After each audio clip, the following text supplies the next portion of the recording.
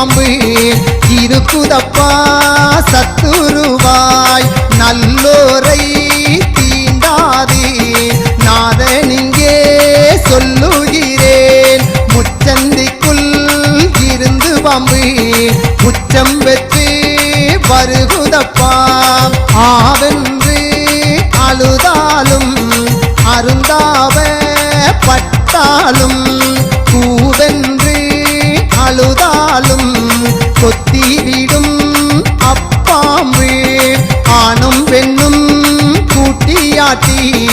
ஆக்கி வைக்க நான் வருவேன் நாலு வகை கணக்கினிலும் நான் தீர்ப்பு செய்ததுண்டு.